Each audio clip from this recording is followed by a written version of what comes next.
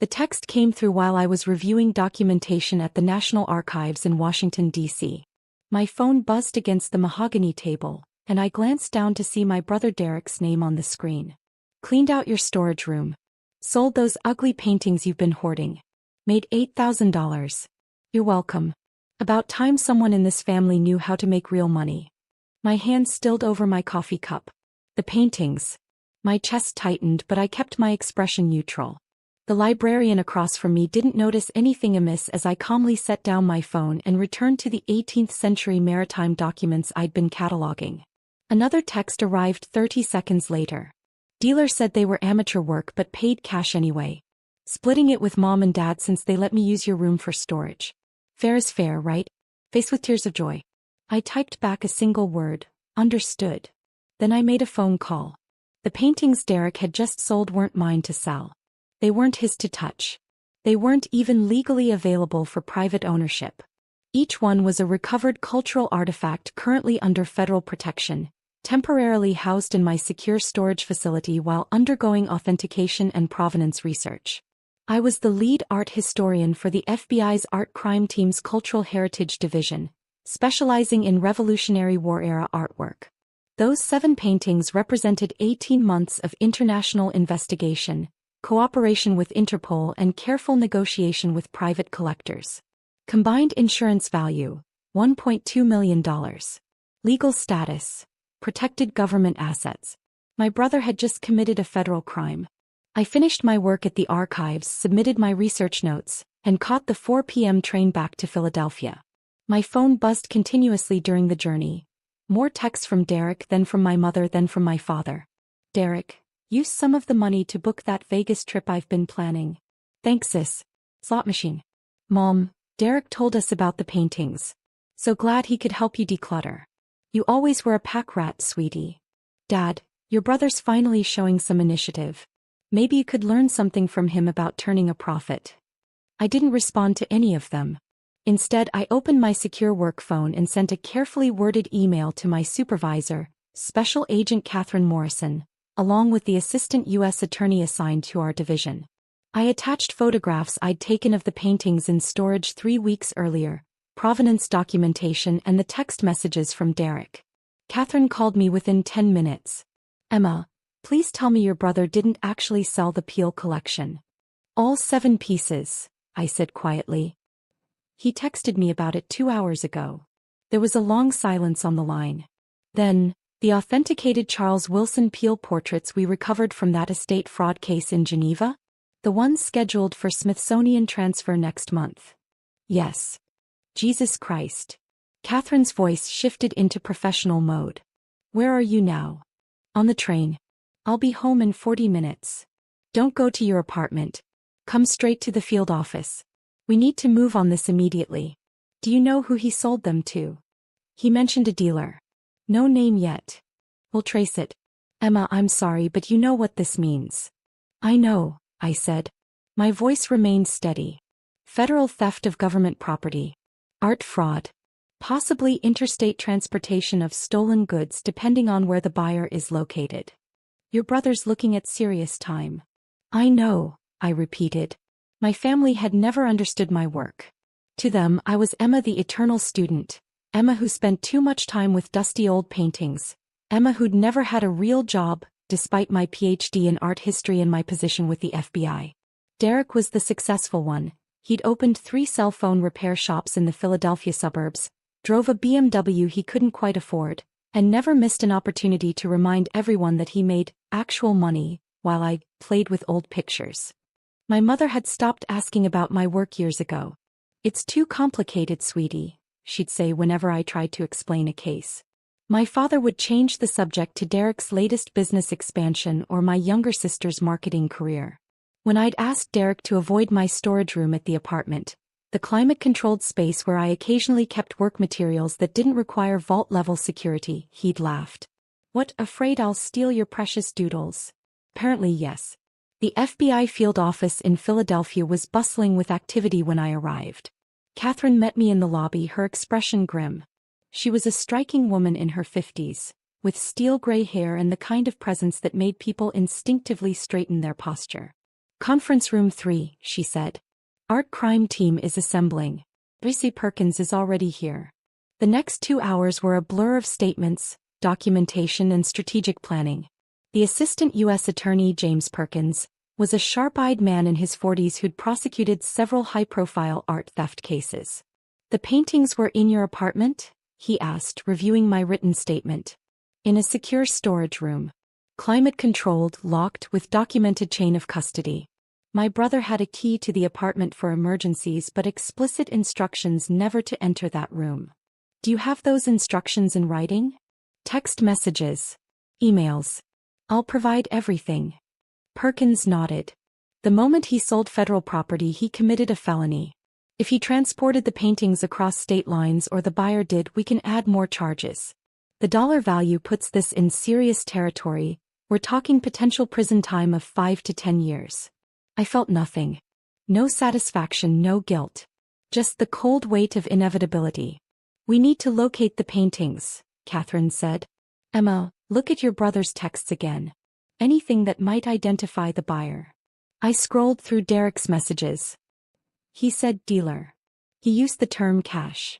That suggests a gallery or a private dealer who handles estate sales. In Philadelphia? Most likely. Derek wouldn't drive far for this. He thinks he's being clever, but he's lazy.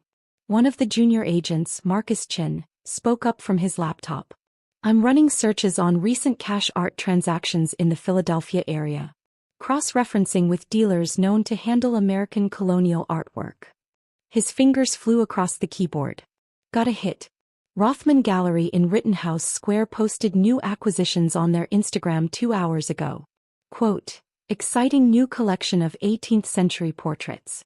Colonial American art enthusiasts, don't miss this. Catherine leaned over his shoulder. Pull up the images. My paintings filled the screen. All 7 of them, displayed in Rothman Gallery's showroom, price tags clearly visible. They were being sold as attributed to Charles Wilson Peale. A careful hedge that wouldn't survive expert authentication, but enough to justify the gallery's listed prices ranging from $45,000 to $200,000 each. That's them, I confirmed. The provenance documentation was in my files. Derek must have taken that too, or at least enough information to make the sale credible. Perkins pulled out his phone. I'm calling Judge Martinez for a warrant. We'll need to seize the paintings immediately and freeze the gallery's assets related to this transaction. What about my brother? I asked quietly. Catherine's expression softened slightly. Emma, you know we have to arrest him. He committed federal theft. We have documented evidence, including his own text messages confessing to the crime. I know. Are you going to be okay with this? I met her eyes. He stole $1.2 million in federal assets. He could have derailed an international investigation. He committed a serious crime because he thought I was too stupid to have anything valuable. I paused. Yes, I'm okay with this. The warrant came through at 8:47 p.m. By 9:15, a team of FBI agents and Philadelphia police officers had surrounded Rothman Gallery. I watched from an unmarked vehicle as they entered the building, presented the warrant to the shocked owner, and began the process of documenting and seizing the paintings. The gallery owner, a silver-haired man named Stuart Rothman, cooperated fully once he understood the situation. According to his statement, which I read later, Derek had approached him that afternoon with the paintings, a fake provenance letter I'd apparently written authenticating them as family heirlooms, and a forged bill of sale. He seemed legitimate, Rothman told the agents. He had documentation. He knew the artist's name. He said his sister was an art historian who'd authenticated them before she passed away. I'd passed away apparently. That was Derek's story. I was dead and he was liquidating my estate. The audacity would have been impressive if it weren't so infuriating. By 10:30 p.m., all 7 paintings were secured and en route to the FBI's evidence facility. Rothman was cooperating with the investigation. He'd been defrauded too, after all, and was desperate to avoid being charged as an accomplice. He provided copies of all documentation Derek had given him, including my forged signature on multiple documents. That's document forgery, Perkins noted. Add it to the list. Catherine turned to me. We're moving on your brother tonight. Do you want to be there? I considered. No. But I want to be available when he inevitably calls me asking for help. He's going to blame you. I know. The arrest team left the field office at 11 p.m. I went home to my apartment, the one Derek had invaded, the one where he'd stolen federal property worth more than $1 million, and waited. The call came at 11:47 p.m. Emma. Derek's voice was panicked, shrill. Emma, the FBI is here. They're saying I stole paintings. They're arresting me. You need to tell them this is a mistake. I sat on my couch, looking at the empty storage room where 7 irreplaceable artifacts had been carefully preserved until my brother decided they were junk. Derek, I said calmly. Those paintings were federal property. Protected government assets under FBI custody. I'm the lead art historian for the FBI art crime team. Those pieces were part of an ongoing international investigation. Silence. Then, what? You stole $1.2 million in government property. You forged federal documents. You committed art fraud. You're being charged with multiple felonies. You're FBI?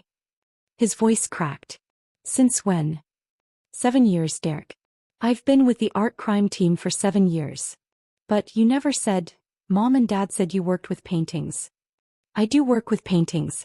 I investigate stolen cultural artifacts and build federal cases against art criminals. I paused. People like you. Emma, you have to fix this. Tell them it was a mistake. I didn't know. You received explicit instructions never to enter that storage room. I thought you were just being dramatic. I didn't think you had anything valuable. Why would you sell something if you didn't think it was valuable, Derek? Another silence. Then I heard my mother's voice in the background. Let me talk to her. The phone changed hands. My mother's voice came through, trembling with anger. Emma Louise Harrison, you tell these people to leave your brother alone right now. Mom, Derek committed federal theft. He sold some old paintings. You're overreacting. Those paintings are worth $1.2 million. They're protected government assets. He forged federal documents and committed art fraud. So what? He's your brother. Family protects family. Family also respects family, I said quietly. Family doesn't steal. Family doesn't forge signatures. Family doesn't commit federal crimes. You're going to let them arrest him over some stupid paintings? Yes. My mother made a sound somewhere between a gasp and a shriek. I didn't raise you to be like this. You raised me to value honesty, respect, and the law. Derek broke all three. The phone went dead. 30 seconds later my father called. I didn't answer. He left a voicemail. Emma, your mother is hysterical. Derek is being arrested. I don't understand what's happening, but you need to fix this. He's your brother. Whatever he did, we can pay it back. Just drop the charges. I deleted the voicemail without responding. The arrest made the local news by morning. Philadelphia man arrested for theft of federal art assets, read the headline on NBC 10. The story was brief but damning. Derek Harrison, 34, had been charged with theft of government property, art fraud, forgery of federal documents, and interstate transportation of stolen goods. The paintings, described as rare 18th-century portraits valued at over $1 million, had been recovered. My phone exploded with messages. My younger sister Jessica. Emma, what the hell? Derek is in jail. Extended family members. Is this true? What's going on? Old college friends. Saw your brother's arrest. Are you okay? I responded to none of them. Instead, I went to work. The FBI field office was subdued when I arrived. My colleagues knew the situation. The art crime team was small, tight-knit, and the news had spread quickly. Catherine met me at my desk. How are you holding up? Fine, I said. What's the status on the paintings? Secured in evidence. Perkins is building the case. Your brother lawyered up. Public defender named Rodriguez. Good attorney, actually. He'll advise Derek to take a plea. What's the offer? Too early to say. But given the value, the federal nature of the crime, and the forgery charges. Catherine trailed off. He's looking at significant prison time. Maybe 5 years with a plea, 10 if he goes to trial and loses. I nodded. The paintings. Provenance confirmed. Authentication completed. They'll be transferred to the Smithsonian on schedule. You saved an international investigation, Emma. If those paintings had disappeared into private collections, we might never have recovered them. Derek didn't know that. No. He thought he was stealing worthless junk from his loser sister. The accuracy of that statement made something twist in my chest, but I pushed it aside. What do you need from me? Statement refinement. Court testimony preparation. The usual. Catherine paused. Your family's going to make this difficult. I know. Difficult was an understatement. Over the next 3 days I received 147 text messages, 63 phone calls, and 12 emails from various family members. My mother's messages progressed from angry to pleading to venomous. My father's were shorter but equally hostile. Jessica tried the reasonable approach, suggesting family therapy and mediation. None of them seemed to grasp the fundamental reality. Derek had committed a serious federal crime, and I had no power to make it disappear. On day 4, my mother showed up at my apartment. I opened the door to find her standing in the hallway, dressed in black like she was attending a funeral. Her eyes were red and swollen. "Can I come in?" she asked. I stepped aside. She entered slowly, looking around the apartment as if seeing it for the first time. Her gaze landed on the storage room door. "That's where they were?" she asked quietly. "Yes." Derek said they looked like amateur paintings. Old portraits that someone's grandmother might have done. They're authenticated Charles Wilson Peale portraits from 1780. Part of a collection that was stolen from a Swiss museum in 1987 and trafficked through private collectors for decades. The FBI recovered them 18 months ago. I was leading the provenance research. My mother sat down heavily on my couch. "You work for the FBI?" "Yes." "For 7 years?" "Yes." "Why didn't you tell us?" I sat across from her. "I did tell you, Mom. Multiple times. You said my job was too complicated to understand." Dad changed the subject. "Derek made jokes about me playing with pretty pictures." She flinched. "We didn't realize." "You didn't want to realize. It was easier to think I was unemployed or working some meaningless museum job than to actually listen when I explained what I do." "So you let us think you were a failure?" The question hit harder than I expected. "I let you think whatever you wanted to think. I couldn't force you to pay attention." My mother's hands twisted in her lap. "Derek's bail is $500,000. We can't afford that." "I know. Can you help?" I looked at her steadily. "No. Emma, please. He's your brother. He stole federal property worth $1.2 million. He forged documents. He committed art fraud. If I helped him post bail, I could be charged with obstruction of justice. But you're FBI. You have connections. Which is exactly why I can't interfere. Mom, Derek committed a serious crime. There are consequences." She stood abruptly. "He made a mistake. He made multiple conscious choices, all of them illegal. You're going to let your own brother go to prison." I stood too. "I'm going to let the justice system work the way it's designed to work. Derek isn't going to prison because of me. He's going to prison because he committed federal crimes." My mother's face crumpled. "I don't even know you anymore." "You never did," I said quietly. She left without another word. The preliminary hearing was set for 2 weeks later. I attended as a witness, sitting in the federal courthouse and watching my brother shuffle in wearing an orange jumpsuit and handcuffs. He'd lost weight. His usual cockiness had evaporated, replaced by a hollow-eyed fear that might have moved me if I didn't know exactly what he'd done. His public defender, Marcus Rodriguez, was indeed good. He made a compelling argument for bail reduction, citing Derek's family ties and lack of prior criminal history. The judge was unmoved. "Mr. Harrison sold federal property worth over $1 million, Judge Martinez said, her voice crisp. He forged federal documents. He demonstrated sophisticated planning and deliberate criminal intent. Bail is denied." My mother sobbed in the gallery. My father sat stone-faced. Jessica stared at me like I was a stranger. After the hearing, Asa Perkins approached me in the hallway. "They'll offer a plea soon. Rodriguez knows he can't win at trial. The evidence is overwhelming." "What will he get?" "My recommendation will be 5 years federal prison, 3 years supervised release, full restitution to the government for investigation costs, and a permanent ban from art dealing or sales.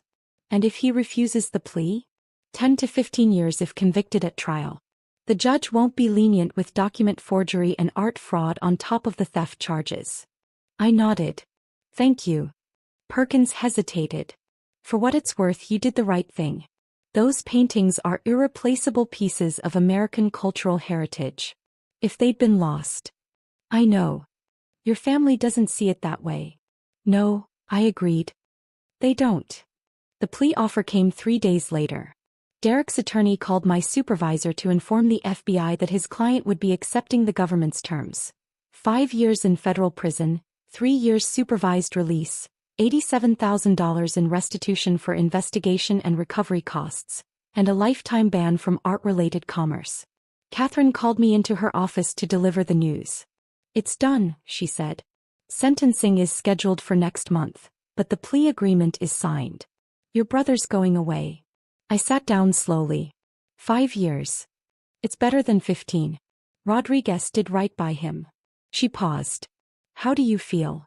I don't know, I admitted. I keep thinking about when we were kids. Derek was always the charming one, the one who could talk his way out of anything. He's probably terrified right now. He should be. Federal prison isn't a joke. I know. I looked up at Catherine. Did I do the right thing? Emma, you reported a federal crime. You protected government assets worth over $1 million. You maintained the integrity of an international investigation. Yes, you did the right thing. It doesn't feel right. Because he's your brother. But Emma, if you'd covered for him, you'd have been complicit. You'd have destroyed your career and probably faced charges yourself. And those paintings, those irreplaceable pieces of history, might have been lost forever. He was right. Intellectually, I knew she was right. But emotionally, the weight of what I'd set in motion was crushing. The 7 Peale portraits were transferred to the Smithsonian Institution 3 weeks later. I attended the ceremony as part of the FBI art crime team. The museum's director of American art gave a speech about cultural preservation and the importance of law enforcement cooperation in recovering stolen artifacts. These portraits represent not just artistic achievement, she said, but a tangible connection to America's founding era. They were lost for decades, trafficked illegally, nearly lost forever. Thanks to the dedication of the FBI's art crime team, they've been recovered and will now be preserved and studied for future generations. Catherine nudged me gently. That's your work she's talking about. I watched as the paintings were carefully unveiled.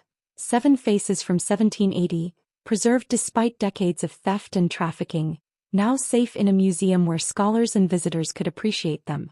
Derek had called them junk. He'd sold them for $8,000. He'd forged my signature and told the gallery I was dead. Worth it, Catherine whispered. I thought about my brother in a federal prison cell. I thought about my mother's sobs in the courtroom. I thought about my family's texts calling me a traitor, a monster, someone who valued paintings over blood. Then I looked at the portraits. 7 faces that had survived 2 centuries, speaking across time, preserved for everyone who came after us. Yes, I said quietly. Worth it. Derek's sentencing hearing was brief. Judge Martinez accepted the plea agreement, noted the seriousness of the crimes and emphasized the importance of protecting cultural heritage. Derek stood silently as she pronounced sentence. 5 years in federal prison, 3 years supervised release, $87,000 restitution, lifetime ban from art commerce. My parents attended. Jessica attended. I stayed at work. That evening Jessica called me. You weren't there, she said. No. Mom wanted you there. I'm sure she did. A long silence. Then, Emma, I've been reading about those paintings. The ones Derek sold. Oh. They're really important. Like historically significant. Museums and scholars have been searching for them for decades. Yes, I said. They are. Derek could have destroyed something irreplaceable. Yes, I said again. He could have. Another pause. I didn't understand. None of us did. We thought you were just being vindictive. But you were protecting something bigger than family drama, weren't you? My throat tightened. I was doing my job, Jessica. That's all. No, she said softly.